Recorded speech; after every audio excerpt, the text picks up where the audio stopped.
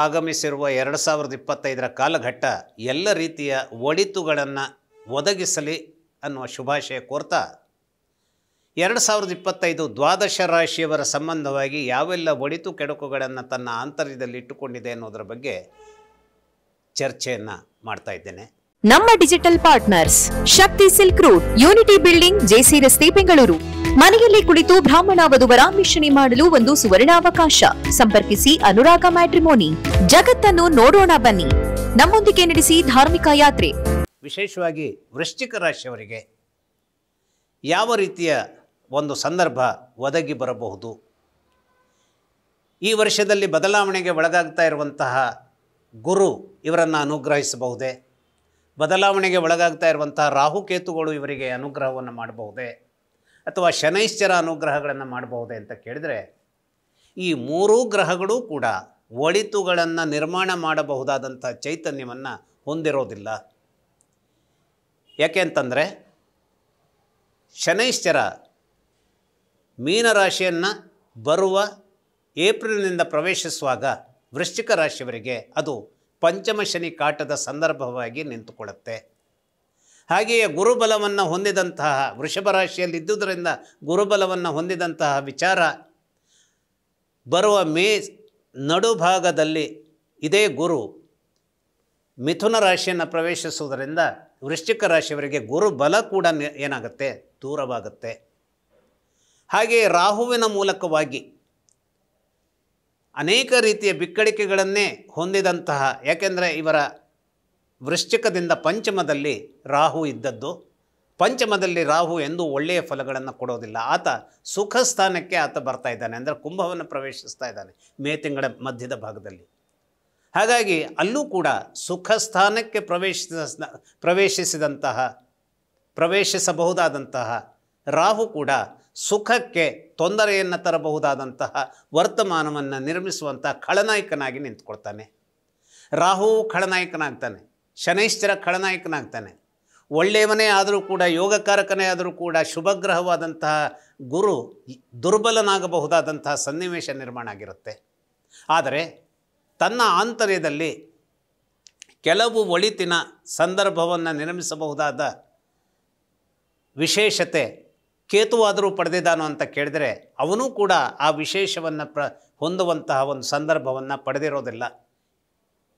ಯಾಕೆಂದರೆ ಮೇ ಮಧ್ಯಭಾಗದ ಹೊತ್ತಿಗೆ ಅವನು ಕೂಡ ಒಂದು ಸಿಂಹರಾಶಿಯ ಪ್ರವೇಶವನ್ನು ಮಾಡುವುದರಿಂದ ಈ 1.5 ವರ್ಷದಿಂದ ಅನುಗ್ರಹವನ್ನು ಪ್ರಾಪ್ತಿಯ ಸ್ವರೂಪದಲ್ಲಿ ಕೊಡ್ತಾ ಇರುವಂತಹ ಕೇತುವು ಕೂಡ ದುಷ್ಟ ಖಳನಾಯಕನಾಗಿ ತನ್ನ ಹೆಡೆಯನ್ನು ಎತ್ತುವಂತಹ ವಿಚಾರಕ್ಕೆ ಮುನ್ನುಗ್ಗುತ್ತಾನೆ. ಎಲ್ಲರೂ ದೂರವಾದರೆ ಹಾಗಾದರೆ ಒಳಿತನ್ನು ಮಾಡುವಂಥವ್ರು ಯಾರು ಅಂತ ಕೇಳಿದರೆ, ಒಮ್ಮೊಮ್ಮೆ ಏನಾಗತ್ತೆ, ಯಾರೂ ಇಲ್ಲದೆ ಹೋದಾಗ ದೈವೋ ಅನಾಥ ರಕ್ಷಕ. ನಮ್ಮಲ್ಲಿ ಒಂದು ಮಾತಿದೆ, ಅನಾಥ ಅಂತಂದರೆ ಇಲ್ಲೆಲ್ಲ ಮನೆ ಇಲ್ಲ, ಮಠ ಇಲ್ಲ, ಅಥವಾ ಊಟಕ್ಕೆ ಇದಿಲ್ಲ ಅಂತಲ್ಲ. ಅನಾಥ ಅಂತಂದರೆ ಅಸಹಾಯಕತೆ ಬಂದಾಗ, ಜೀವನದಲ್ಲಿ ಎಲ್ಲವೂ ಕಷ್ಟಮಯವಾದಂತಹ ಸನ್ನಿವೇಶವೇ ಆಗಿ ಬೆಂಕಿಯ ಕಿಡಿಯೇ ನನ್ನ ಸುತ್ತಲೂ ಅದು ವ್ಯಾಪಿಸ್ತಾ ಇದೆ ಅನ್ನುವಂತಹ ಒಂದು ಸ್ಥಿತಿಗೆ ನಾವು ತಲುಪಿದಾಗ, ಆಗ ನಮ್ಮ ನೆರವಿಗೆ ಬರುವಂಥದ್ದು ಯಾವುದು? ಅದೇ ನಮ್ಮ ದೈವ. ಆ ದೈವ ಸ್ವರೂಪದಲ್ಲಿ ವಿಶೇಷವಾದಂತಹ ನೆರವನ್ನು ಕೊಡಬಹುದಾದಂಥದ್ದಕ್ಕೆ ದುಷ್ಟನೇ ಆದರೂ ಕೂಡ ಇದೇ ಮಂಗಳನ ವೃಶ್ಚಿಕ ರಾಶಿಯ ಯಜಮಾನ ಮಂಗಳನಿಗೆ ವೈರಿಯೇ ಆಗಿದ್ದರೂ ಕೂಡ ಶುಕ್ರ ಒದಗಿಸಿಕೊಡಬಲ್ಲ. ಹಾಗಾಗಿ 2025ರಲ್ಲಿ ಶುಕ್ರನ ಮೂಲಕವಾಗಿ ಭರವಸೆಯನ್ನು ಇಟ್ಟುಕೊಳ್ಳಬಹುದು.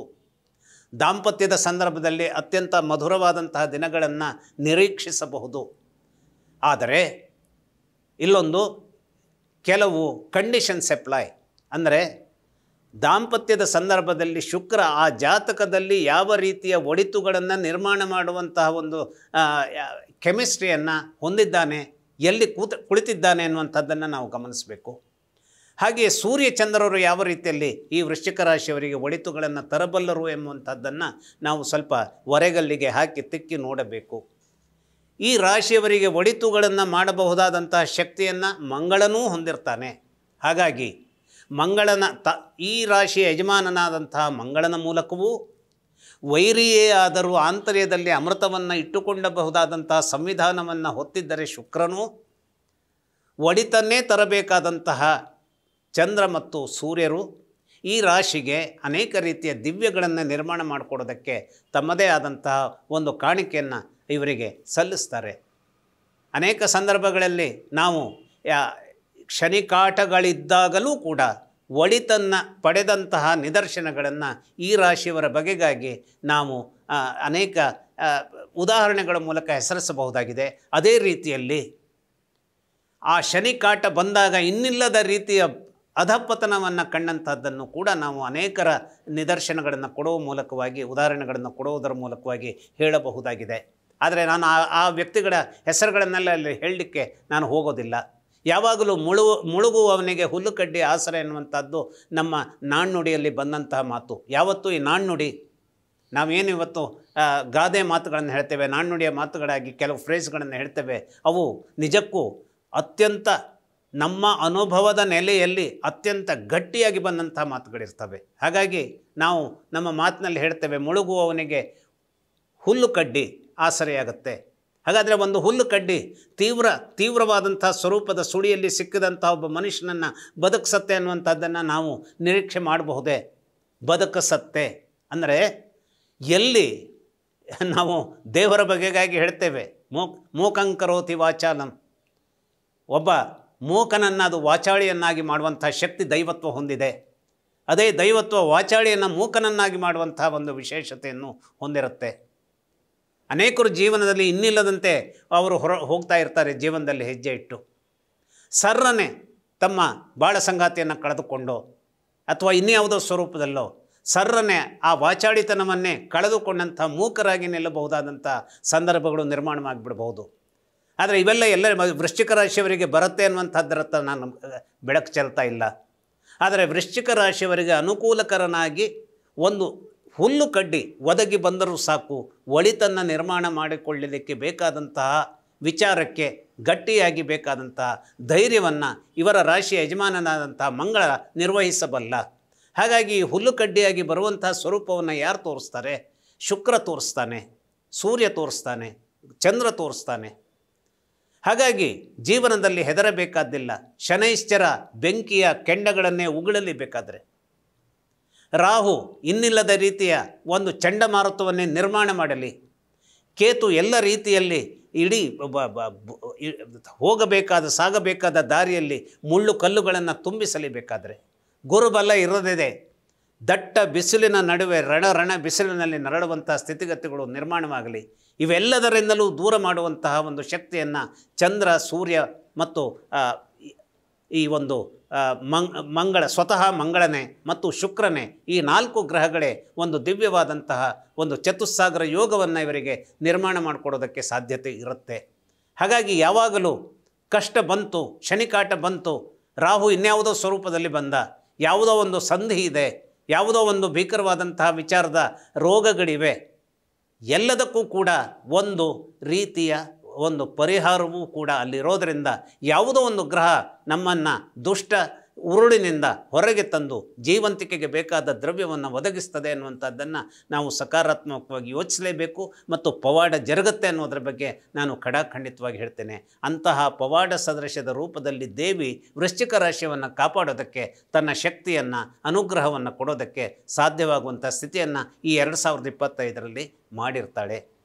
ಆದರೆ ಯಾವುದೇ ಒಂದು ಸಂದರ್ಭದಲ್ಲೂ ಯಾವ ದೇವಿ ನಮ್ಮನ್ನು ಅನುಗ್ರಹಿಸಬಲ್ಲಳೋ ಅಂತಹ ದೇವಿಯ ಸ್ವರೂಪದ ಅನೇಕ ಶಕ್ತಿಗಳನ್ನು, ಅಂದರೆ ಮನುಷ್ಯ ಸ್ವರೂಪದಲ್ಲಿ ಅವರು ಬರಬಹುದು, ಅವರನ್ನು ನೀವು ಆರಾಧಿಸಬೇಕೆ ಹೊರತು ಅವರನ್ನು ಪೀಡಿಸಬಾರದು. ಆ ಪೀಡೆ ಶಾಪವಾಗಿ ಪರಿಣಮಿಸುವಂತಹ ಉಪದ್ವ್ಯಾಪವೂ ಕೂಡ ಈ ವರ್ಷ ಆಗುವಂಥದ್ದಕ್ಕೆ ಸಾಧ್ಯತೆ ಇರುತ್ತೆ. ಮತ್ತು ವಿಶೇಷವಾಗಿ ಈ ರಾಶಿಯವರು 5ಅನ್ನು ತಮ್ಮ ಶುಭ ಸಂಖ್ಯೆಯನ್ನಾಗಿ ಏನು ಮಾಡಬೇಕು? ಉಪಯೋಗಿಸಿಕೊಳ್ಳಬೇಕು.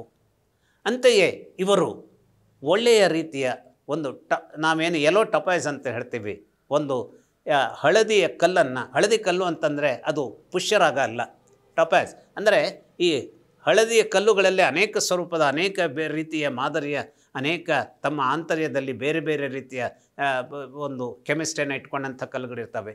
ಈ ಹಳದಿ ಕಲ್ಲುಗಳು ಅಂದರೆ ವಿಶೇಷವಾಗಿ ಟೊಪ್ಯಾಸ್, ಇದು ಏನಾಗುತ್ತೆ? ಇವರಿಗೆ ಒಂದು ಶುಭವನ್ನು ತರಬಹುದಾದಂತಹ ಒಂದು ಹರಳಾಗಿ, ಸೆಮಿ ಪ್ರೆಷಿಯಸ್ ಸ್ಟೋನ್ ಆಗಿ ಇದು ಇವರನ್ನು ಅನುಗ್ರಹಿಸುತ್ತೆ. ಇದನ್ನು ಮುಖ್ಯವಾಗಿ ಬೆಳ್ಳಿಯಲ್ಲಿಯೂ ಧರಿಸಬಹುದು, ಚಿನ್ನದಲ್ಲಿ ಧರಿಸಿದರೆ ಇನ್ನೂ ಒಳ್ಳೆಯದು. ಆದರೆ ಧರಿಸಲೇಬೇಕು ಅನ್ನುವಂತಹ ಕಟ್ಟಳೆಯನ್ನು ನಾನು ಹಾಕ್ತಾ ಇಲ್ಲ. ಇದು ಕಷ್ಟದ ಸಂದರ್ಭದಲ್ಲಿ ಇವು ಅನುಕೂಲಕ್ಕೆ ಬರೋದಕ್ಕೆ ಸಾಧ್ಯತೆ ಇರುತ್ತೆ ಅನ್ನುವಂಥದ್ದನ್ನು ಗಮನಕ್ಕೆ ತರುತ್ತಾ ಇದನ್ನು ಇಲ್ಲಿ ಮುಗಿಸ್ತಿದ್ದೇನೆ. ನಮಸ್ಕಾರ.